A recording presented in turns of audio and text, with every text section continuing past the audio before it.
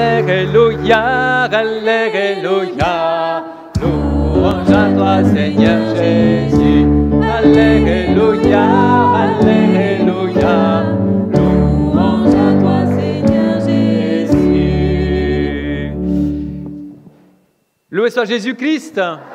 Alors, les enfants partent avec Sœur Diane. Pendant ce temps-là, je vous livre un petit point. Vous avez vu, j'ai dit, Jésus est présent dans son évangile. Je ne sais pas si vous avez remarqué pendant la messe, quand on fait l'encens, comme aujourd'hui, il y a juste 2 fois dans la messe, pendant la messe, où le prêtre, normalement c'est le prêtre, qui encense par 3 fois 3. En fait, c'est l'encensement le plus noble.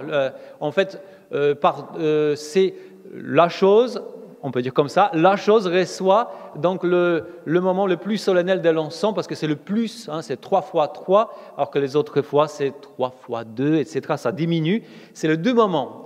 Tout d'abord, à l'évangile, quand le prêtre s'apprête à lire, proclamer l'évangile, c'est 3 fois 3, parce que la présence du Christ est vraiment dans l'évangile, et aussi 3 fois 3 tout à l'heure, pendant que le prêtre va élever l'hostie, à peine consacrée, et aussi le calice qui est rempli du sang du Christ, c'est pareil, 3 fois 3. Les autres fois, pendant l'encens, par exemple la croix ou autre chose, c'est 3 fois 2. C'est un petit point de formation pour vous dire que vraiment, Jésus, il est là, présent. Il est là, il est capable de toucher notre vie, de transformer notre cœur quand on écoute sa parole et aussi quand on, bien sûr, reçoit son corps et son sang.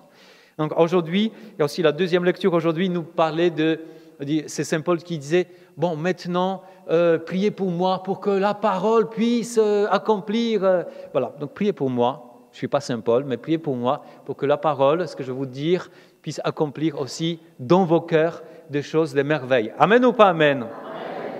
Alors aujourd'hui, je ne sais pas si vous avez fait attention, il y a un mot un peu qui est fort, qui est revenu dans au moins 2 lectures. Un mot très puissant, c'est un mot que nous aimons beaucoup ici dans cette église, paroisse Saint-Roch. C'est le mot résurrection, effectivement. Et ça tombe très bien parce que vous venez voir, on vient de fêter la Toussaint, la messe, la fête de la Toussaint, donc tous les saints, l'appel à la sainteté.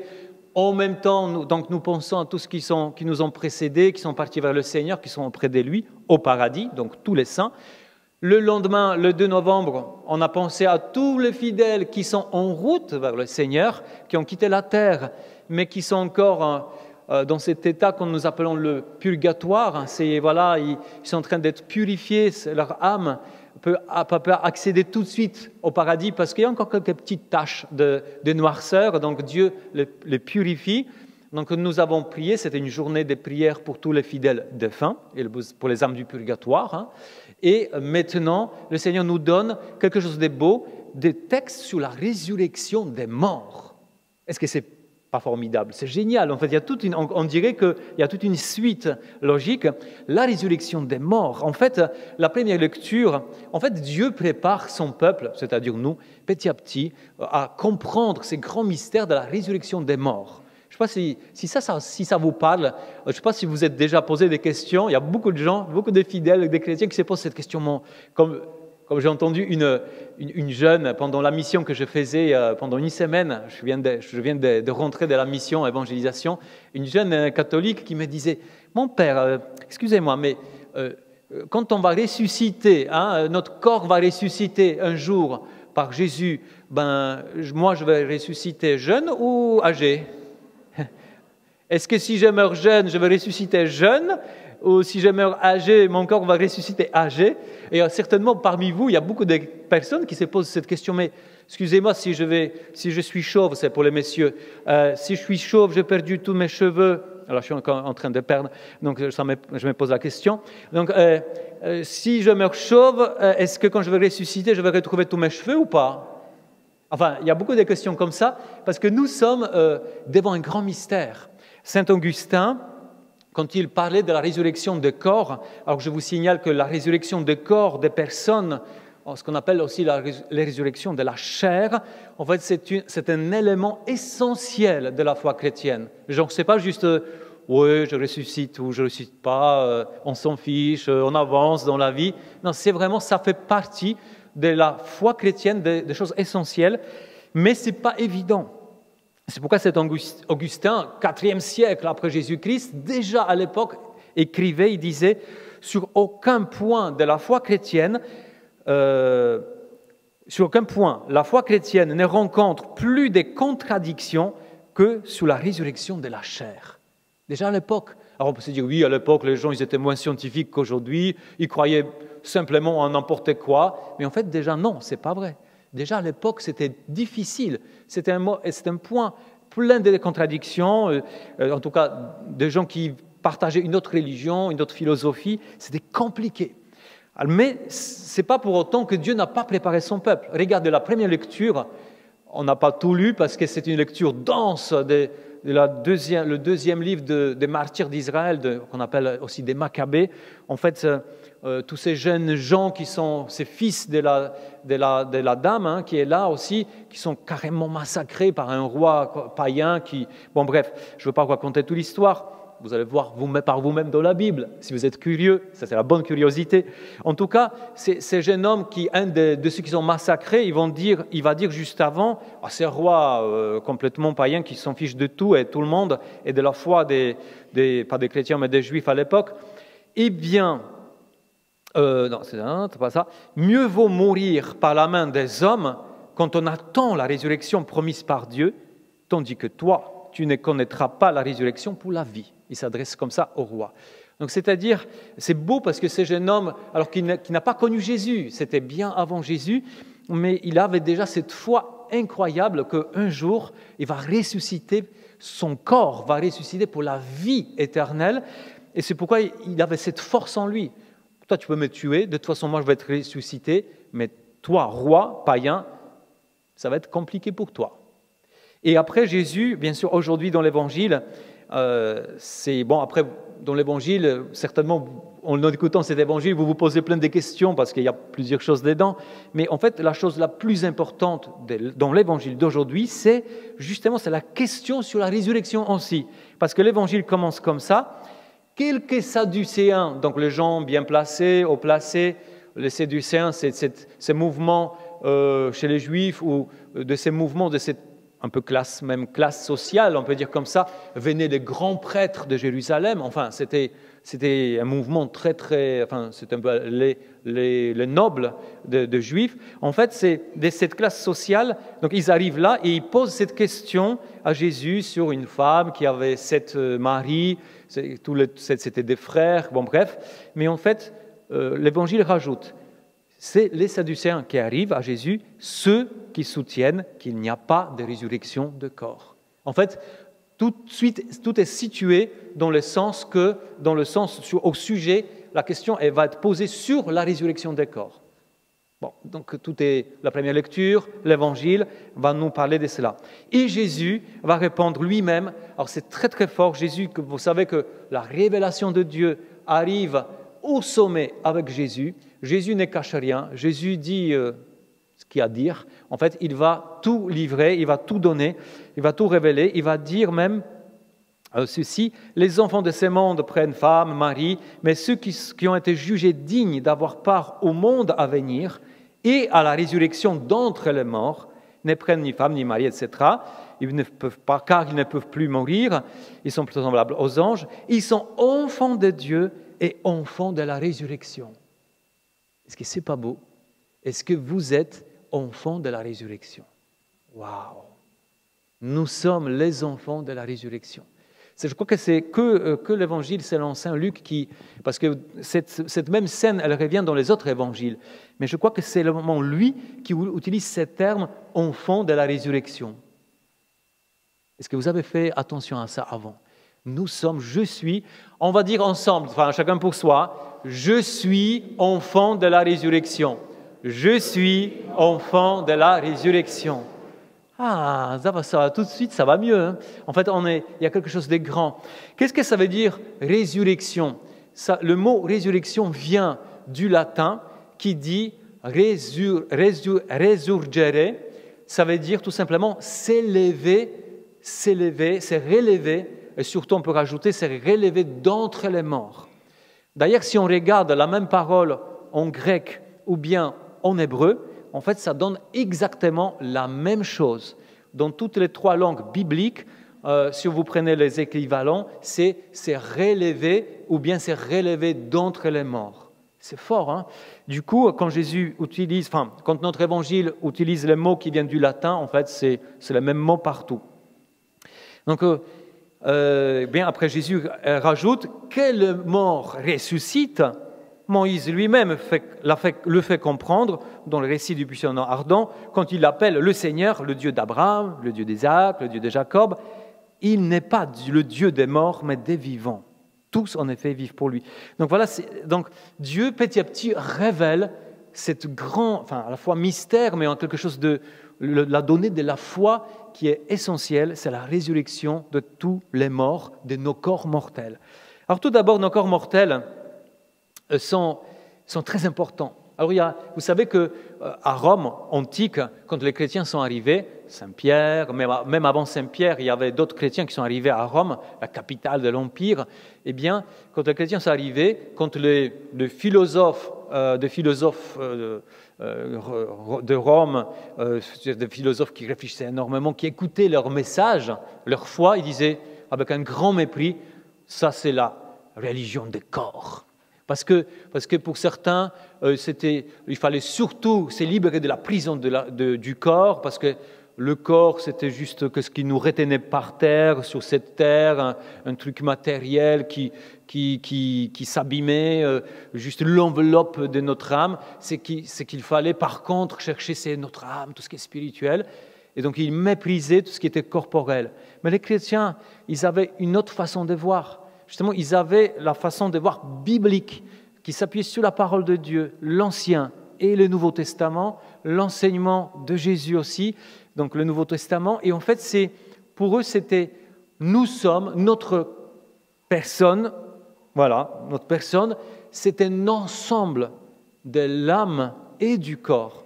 Regardez ceci, on va faire un petit truc sympa. Je vous propose une petite démarche. Vous allez dire à chaque fois « waouh », comme les jeunes, « waouh ». Bon, alors pourquoi ? Parce que je vais vous montrer un tout petit peu quelques façons, quelques fois où dans la Bible, on voit bien la noblesse et la dignité de corps humain.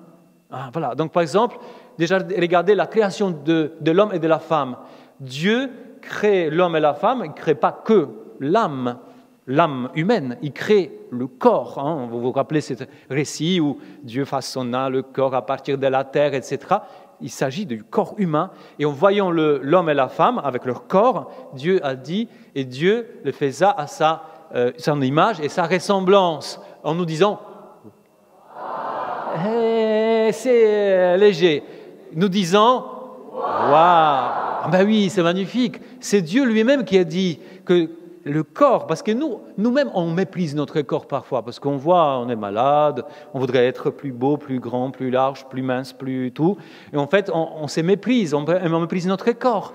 Et en fait, non, Dieu, en voyant l'homme et la femme, il a dit « Waouh !»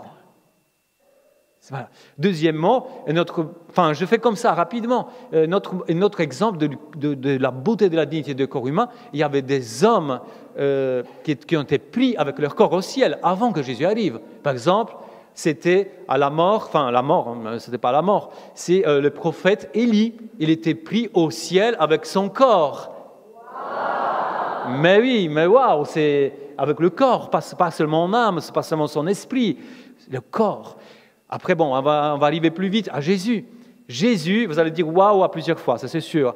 Regardez, Jésus, la deuxième personne de la Trinité, un être fantastique, Dieu lui-même, en personne, par qui tout était créé, par celui qu'on appelle le Verbe de Dieu, le Logos, qui était depuis toute éternité auprès de Dieu, était avec Dieu, était avec le Père. En fait, un jour, il descend sur la terre et se fait chair, comme on dit la parole de Dieu. Le Verbe s'est fait chair, il a habité parmi nous. Ah mais oui, waouh, il est devenu corps. Enfin, c'est pas faux ça. C'est même Jésus est né à Noël du sein de la Vierge Marie. C'est bien Jésus. C'est pas juste oh Jésus, moi je suis un grand, je sais pas quoi, un être en fantôme. C'était vraiment un petit bébé qui avait un vrai corps, vrai Dieu et vrai homme. Mais oui, le corps. Après Jésus, il a grandi, avec son corps. Il est devenu adulte. Par exemple, il était baptisé dans les eaux du Jourdain. Sur ces corps humains de Jésus, il y avait l'Esprit Saint qui est descendu avec toute la puissance, toute la plénitude. Mais oui, après Jésus, voilà, on pourrait continuer, mais c'est même Jésus, donc avec son corps, meurt sur la croix, mais il ressuscite le 3e jour, son corps, alors de cadavre qui était déposé dans un tombeau, ce même corps est ressuscité de nouveau. Encore, ce n'est pas fini. Le même Jésus, plus tard, 50 jours plus tard, il va partir, ou plutôt repartir au ciel. Cette fois-ci, lui qui est descendu son corps sur la terre, spirituellement dans le sein de la Vierge Marie, mais cette fois-ci, avec son corps humain glorifié, on est d'accord, le jour de l'ascension, il va repartir au ciel avec le corps humain glorifié. Non, mais est-ce que ce n'est pas beau? Est-ce que c'est magnifique? C'est magnifique. La puissance, l'importance, la dignité du corps humain. Et c'est pour ça qu'il ne faut pas s'étonner que les premiers chrétiens, quand ils voyaient les petits bébés qui étaient morts, les cadavres des petits bébés à Rome antique qui étaient laissés sur les routes, dans les rues de Rome, parce que on abandonnait les bébés mouraient. Les gens, ils avaient une note justement, le corps, qu'est-ce que c'est un corps, on s'en fiche. Mais les chrétiens, même si c'était des bébés, des personnes qui ne croyaient pas en Jésus, ils ramassaient tous ces bébés. Et on a aujourd'hui, quand vous visitez les cimetières, plutôt les catacombes c'est des cimetières des premiers chrétiens, à Rome, vous avez plein de petites niches que les chrétiens faisaient pour ces bébés. Bien sûr, pour les bébés des chrétiens eux-mêmes qui étaient baptisés, mais aussi pour les bébés qui étaient des familles païennes, comme on dit, c'est-à-dire qui n'avaient pas la foi, parce que le corps humain est important. Donc, vous voyez, c'est tout ça pour vous dire, rapidos, que le corps, pour les chrétiens, pour nous, est important. D'ailleurs, si vous réfléchissez au niveau même philosophique un tout petit peu, le corps que vous avez, surtout les personnes âgées, les personnes âgées plus se réfléchissent peut-être un peu plus, le corps humain accompagne toute votre vie quand même, accompagne toute l'histoire de votre vie. Ce n'est pas seulement votre âme qui a vécu votre enfance, des moments magnifiques ou des moments douloureux, mais c'est votre corps aussi à participer à ces moments fantastiques ou bien trop douloureux. En fait, c'est l'âme et le corps. Donc du coup, le corps est important. Le corps vieillit, le corps est abîmé, le corps est traversé par tant de choses qu'on n'aime pas, mais il est important, il a une dignité. Donc d'ailleurs Saint Paul était très très fort. Il disait ceci: si l'Esprit Saint de celui qui a ressuscité Jésus d'entre les morts habite en vous, celui qui a ressuscité Jésus-Christ d'entre les morts donnera aussi la vie à vos corps mortels par son Esprit, donc l'Esprit Saint qui habite en vous, par le baptême. Vous voyez, c'est vraiment le corps mortel reprendront la vie. De quelle manière? Ne me demandez pas, je ne suis pas le bon Dieu. Voilà. Donc je fais plus vite sinon. Donc qu'est-ce que ça veut dire ressusciter? Nous savons, donc ça veut dire reprendre la vie. Donc au moment de la mort, notre âme immortelle que nous avons tous se détache du corps pour partir vers Dieu. Et notre corps reste ici sur la terre, ou plutôt sous la terre. Eh bien, il va connaître la corruption. Par contre, un jour, ce n'est pas fini, parce que parfois on s'est dit, oui, mon père, moi je crois, quand je mourrai, en fait, mon âme va partir vers le Seigneur, et ça va être génial. Oui, mais ce n'est pas tout. C'est-à-dire, un jour, Jésus l'a dit clairement, et la parole de Dieu est très claire. Saint Paul a répété plusieurs fois, à plusieurs reprises, il disait que notre corps, un jour, va reprendre la vie, et l'âme immortelle va rejoindre de nouveau notre corps pour l'éternité. Waouh! Waouh ou pas waouh? Bon, donc c'est ressuscité. Deuxième chose, qui ressuscitera? Alors c'est une citation de la parole de Dieu, de l'évangile selon saint Jean quand même, dit: ceux qui auront fait le bien ressusciteront pour la vie, ceux qui auront fait le mal pour la damnation.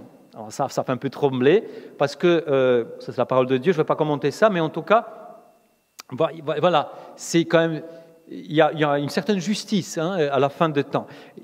De quelle manière on va ressusciter? Alors, on va ressusciter quand on pense de quelle manière. Est-ce que j'aurai tous les cheveux, pas tous les cheveux? Est-ce que je vais ressusciter vieux ou jeune? Ça, on ne sait pas. La parole de Dieu ne dit rien. Mais regardons Jésus, le seul qui est revenu de l'autre côté. Son âme a rejoint de nouveau son corps humain. Et Jésus disait, regardez mes mains et mes pieds, c'est bien moi. Mais en même temps, Jésus n'est pas revenu vraiment à la vie terrestre, au corps terrestre. C'est pourquoi? Parce que à la fois c'était lui, c'était son corps, mais son corps était glorifié. C'est-à-dire, c'est un corps spirituel, à la fois corps mais aussi spirituel, de telle manière, comme vous connaissez les évangiles, les apôtres, les disciples le voient après la résurrection, mais ce n'est pas tout de suite qu'ils vont le reconnaître. Parce qu'il y a quelque chose de vrai, lui, c'est le vrai corps de Jésus, en même temps, il y a quelque chose de nouveau. Et c'est normal, parce que c'est un corps qui est complètement traversé par la puissance de la grâce de Dieu. Il a changé tout petit peu quand même. Il était transfiguré, ces corps. Et du coup, c'est notre aussi destinée. Saint Paul, il est très fort, il dit, mais dira-t-on, comment les morts ressuscitent-ils? Avec quel corps reviennent-ils? Insensé. Ce que tu sèmes, toi, ne reprend vie s'il ne meurt. Et si tu sèmes, ce n'est pas le corps à venir, mais un grain tout nu. En quelque sorte, on peut comparer notre résurrection à, je ne sais pas, pour les dames peut-être, pour les messieurs aussi qui aiment le jardinage. On peut comparer à un oignon de tulipe. Qui aime les tulipes ici? Il y en a plusieurs, j'espère. Les tulipes, quand on les mettait dans la terre, c'était un oignon. Mais vous mettez bien, vous enfuyez votre oignon sous la terre, et un jour, ça pousse, et ça donne une fleur magnifique. Et en fait, c'est une comparaison de notre vie. Cet oignon de tulipe, c'est notre corps mortel, terrestre. C'est votre corps, c'est mon corps d'aujourd'hui. Un jour qui va être enterré. Mais ce n'est pas tout. Justement, à la fin des temps, quand Jésus va revenir dans la gloire et dans la résurrection, nos corps vont être transformés comme si c'était le tulipe. Ça va reprendre vie, mais d'une manière différente encore qu'avant. Ça va être beaucoup plus beau. Donc j'attends. Moi, je me prépare à être, je ne sais pas, waouh, ça va être génial. Voilà. Donc le comment, alors vous allez me dire, mon père, c'est bien gentil, mais ça c'est la foi pure, la science ne dit rien de tout ça. Bien sûr, la science ne dit rien de tout ça, mais je vous signale qu'il y a toujours de nouvelles découvertes de la science qui abolissent en quelque sorte les vieilles découvertes. Ce matin même, j'ai lu le titre d'un article qui est trop beau dans ce sens. Par exemple, un titre qui disait « Des particules fantômes détectées en Antarctique ouvre la voie à une nouvelle physique. » Et voilà, blam, voilà. On a déjà tout cru que toute la physique elle est toute ficelée, on sait tout. Eh bien non, on a découvert de nouvelles particules fantômes, qu'on appelle fantômes. Eh bien, toute la physique, en tout cas une belle partie de la physique qu'on a cru savoir, eh bien, elle s'effondre comme un petit château de cartes. Ben, c'est la même chose pour nous, c'est-à-dire que la foi ne veut pas dire que c'est pas scientifique ou c'est insensé. La foi, ça veut dire il y a cette partie de nous, enfin de ce qu'on croit, en fait, cette partie qu'on n'a pas encore découvert. Voilà, c'est tout simple. Donc, faisons confiance, n'ayons pas peur. Quand ça va arriver, alors même on dit, voilà, si c'est comme ça, bon, j'attends quand même. Quand ça va arriver, Père, donnez-moi le jour, l'heure, je me prépare. Bon, pour la résurrection des corps, Jésus était quand même clair, il disait que ça sera au dernier jour. Eh ben, au dernier jour, on ne sait pas, Ou Jésus disait à la fin du monde. Bon, d'accord, il n'a pas donné de date. Alors, s'il y a des gens qui vous disent des dates de la fin du monde, renvoyez-le vers moi parce que je crois il faut qu'on parle un tout petit peu. Parce que ça, on ne sait pas. On ne sait pas vraiment. Dieu fait exprès pour ne nous pas dire quand ça va être, pour que nous puissions être prêts, qu'on soit vigilants. Parce que si Dieu te disait, allez Jacques, Dieu te disait, bon, la résurrection des corps, c'est dans 1000 ans, tu dis, si c'est dans 1000 ans, tranquille, de toute façon, du coup, on s'endort, on ne fait plus rien. Ouais. Mais si Dieu nous dit, ça va être bientôt, au dernier jour, peut-être ce soir, peut-être demain, on s'est dit, bon, quand même, il faut que je ne basse pas les gardes, je me surveille un peu, j'attends. Voilà. Donc, tout ceci, juste pour finir maintenant, avec cette dignité du corps humain, avec cette attente de la résurrection, il y a quand même quelques conséquences. Vous pouvez imaginer quand même des conséquences quand on dit ça, quand il y a cette attente. Pour vous dire que, par exemple, quand on enterre le corps, les cadavres, comme on dit, ou les corps des défunts, en tout cas chrétiens, moi je parle des chrétiens, je ne parle pas d'autres religions, en fait, c'est tout d'abord, on les ensevelit dans un lieu sacré, c'est le cimetière notamment. C'est pas pourquoi, encore une fois, parce que nous prenons soin de ces corps qui sont à la fois mortels, faibles, mais en même temps d'une grande dignité. Il y a ça, le premier point. Donc, aujourd'hui, il y a aussi l'inhumation, mais aussi l'incinération.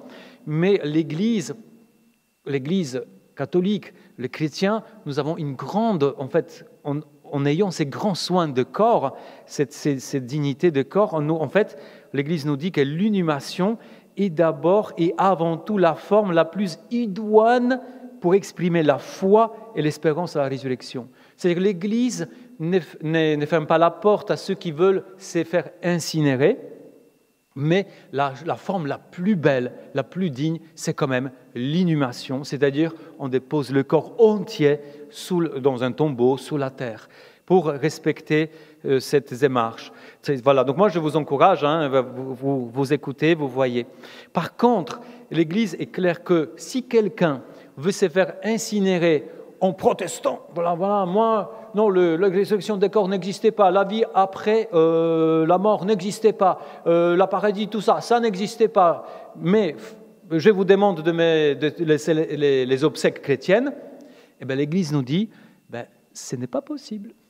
Parce que si quelqu'un nie les choses aussi importantes, les prêtres peuvent, ou doivent, je ne sais pas, en tout cas c'est un texte un peu fort qui dit, quelqu'un qui nie les choses aussi importantes, l'Église peut dire, non, écoutez, non, ça, vous niez la vie après la mort, vous niez tout ce qui est important pour la foi chrétienne, on ne peut pas vous faire enterrer célébrer les funérailles dans une église. Pour vous dire jusqu'où c'est important, c'est toujours dans la même chose.